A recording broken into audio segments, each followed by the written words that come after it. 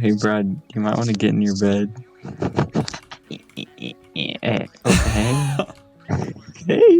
I didn't even know how you get up here. Oh, there's a staircase. I just There you flew go. in, I'm not gonna lie. Hi, Asa. Hi, Brad. Tell me the lowest point in your life. Oh boy.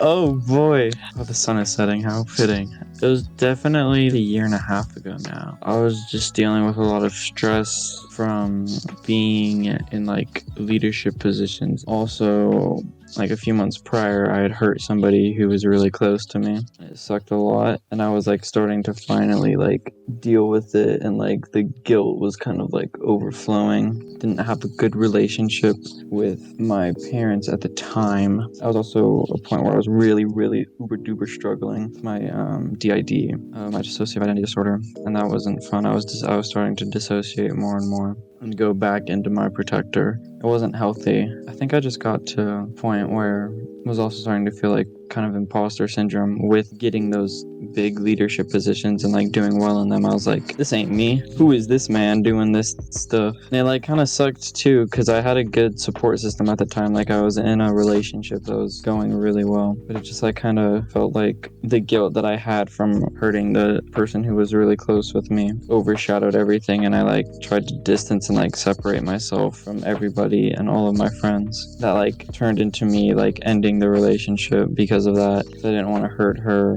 Also cutting off friends that were like helping me through big episodes. I like cut them off because I was feeling like, man, I like really shouldn't be here anymore, and I didn't want to like hurt more people. So I thought, cutting them off was the best idea, because then they would hate me, so then they like wouldn't care as much. But luckily I was able to come out of that. Followed my now motto, which is straight white men need therapy. Straight white men at that time needed therapy.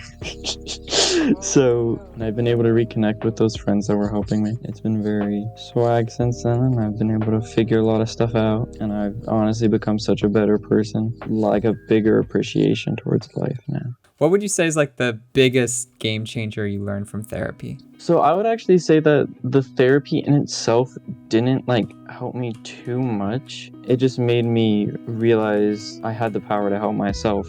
And I also had the power to build a support system around me that could help me. Because my therapist at the time, she's a sweet lady, but a middle-aged woman is not the best at helping a teenage boy with their problems. With like how different mental health has become. Like even a few years ago, it was hard for her to like kind of relate, but she was also aware of that. She was like able to be like a person I could vent to, and like she was somebody who could support me in like my decision, just be like, yeah, it's okay that you did this and all that, but like you're learning from it and you're growing from it. You're creating the tools you need to better yourself. You can help yourself, but you just have to take those first steps and realize that you can help yourself, even if it seems like you can't. Do you feel like your friends understood or have now come to understand why you kind of went so distant? Like with those friends that I had cut off, we got together in like May. We had like a little picnic, and like I described everything that happened, and they fully understood and were like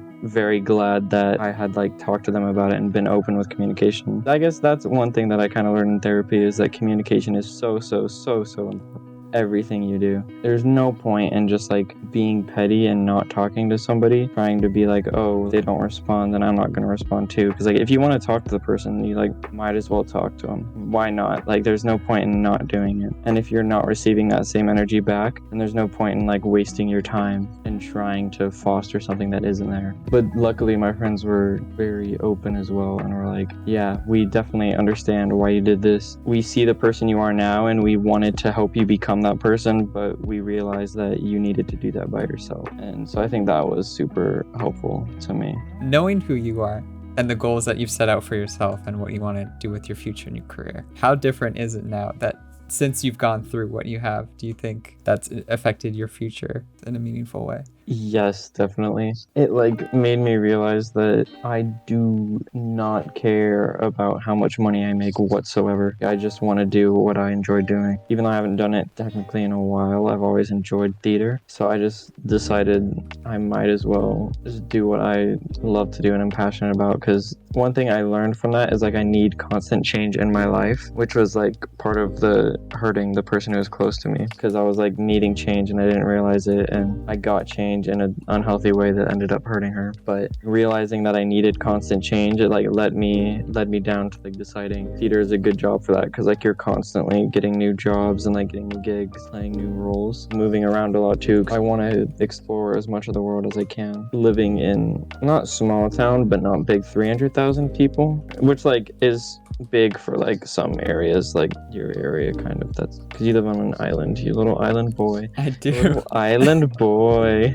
But like I think it's super small because like I know a lot of like the people my age already, and I want to be able to meet a whole bunch of new people. So like constantly moving around is something that I really, really want to do, and doing theater will allow me to do that. That seems very achievable. And I think you will, Lisa. Mwah.